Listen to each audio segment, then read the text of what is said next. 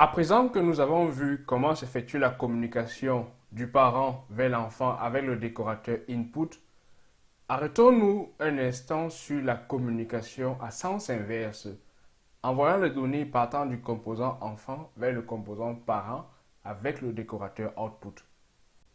Nous pouvons facilement nous représenter la communication de l'enfant vers le parent en résumant l'opération en 4 étapes. D'abord, pensons à l'enfant. La première étape, c'est d'identifier l'élément qui va déclencher le message vers le parent. Dans notre cas, on a choisi l'étoile qui va envoyer un événement clic à travers la méthode sendRating. Vous imaginez bien que nous avons besoin de la méthode sendRating dans notre composant TypeScript. C'est pour cela qu'à la deuxième étape, nous allons créer la méthode sendRating, mais en plus, nous allons déclarer l'attribut public qui va émettre l'événement ou du moins envoyer le message aux parents. Cet attribut starRatingClick auquel nous allons ajouter le décorateur output sera de type eventEmitter. EventEmitter avec des crochets autour pour représenter les génériques en TypeScript. Les génériques permettent de spécifier à travers le signe inférieur et supérieur le type d'élément que nous voulons envoyer à travers la communication. Dans notre cas, nous allons envoyer une chaîne de caractères, un string. C'est la raison pour laquelle nous introduisons string entre ces crochets.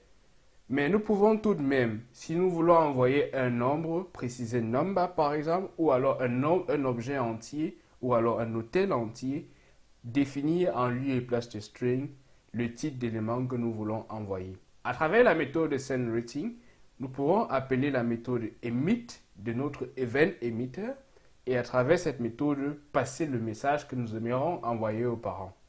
Maintenant aux parents, à lui d'écouter ce message que nous envoyons et nous passons à la troisième étape, appeler ce paramètre starRatingClick dans le composant parent, dans l'HTML du composant parent, où nous avons appelé le composant enfant, avec les parenthèses rondes au lieu des crochets comme dans le cas des ratings.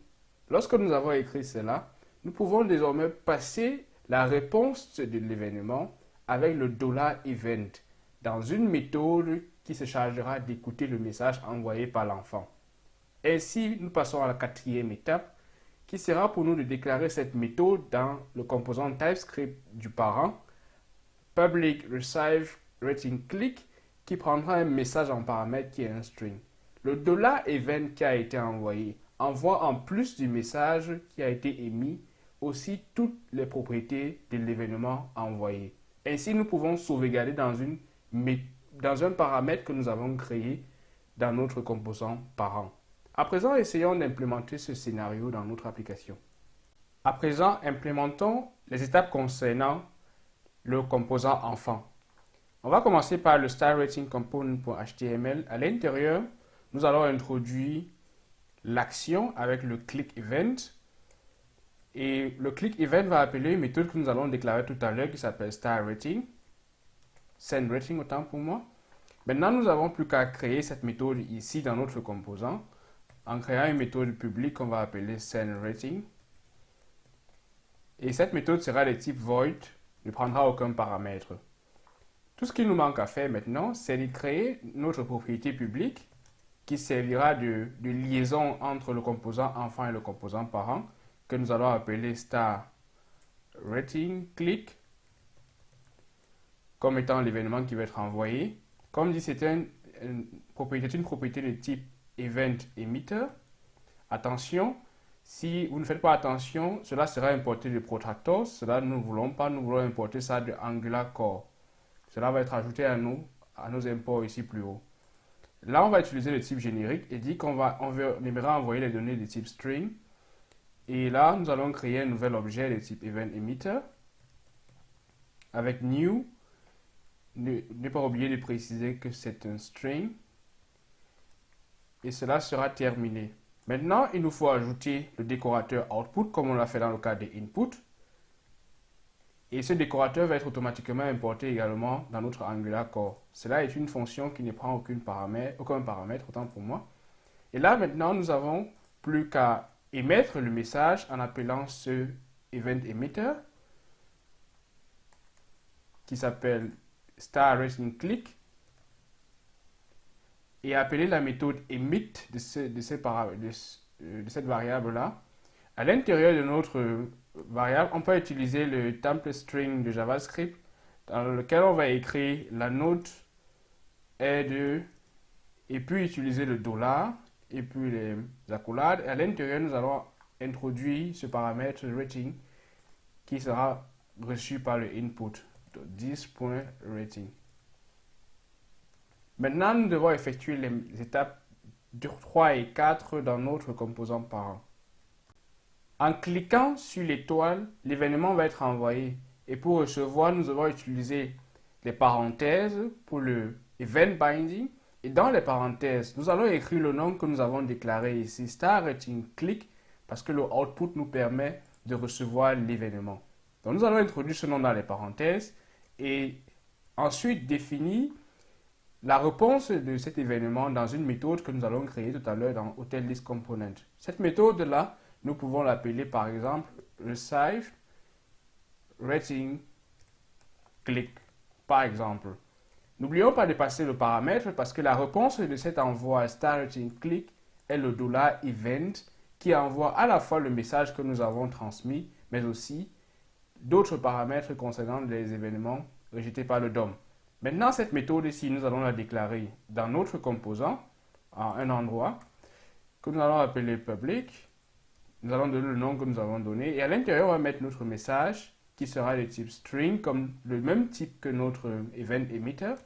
Bien sûr, cette méthode est aussi de type void.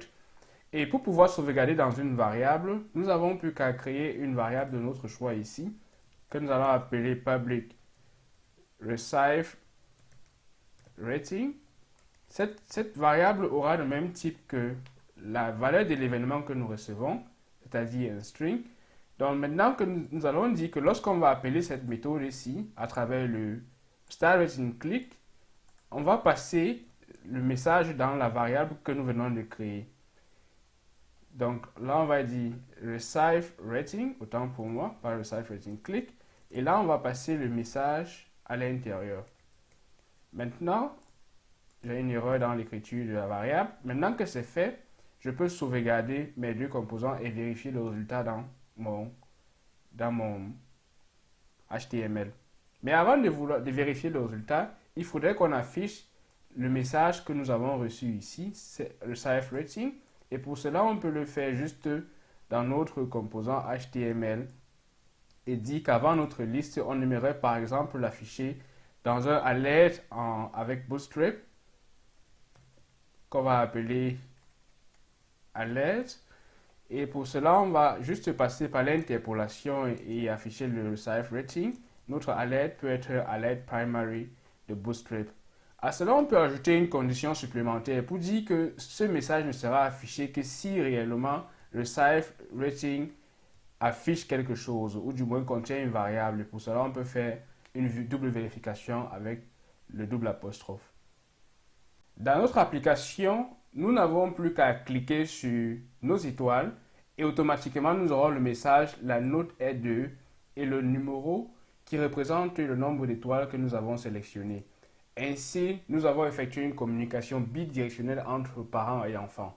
Mais il peut arriver dans un projet qu'on ait plusieurs enfants et plusieurs parents qui doivent communiquer entre eux. Pour cela, nous avons besoin d'un moyen de communication plus avancé, les services.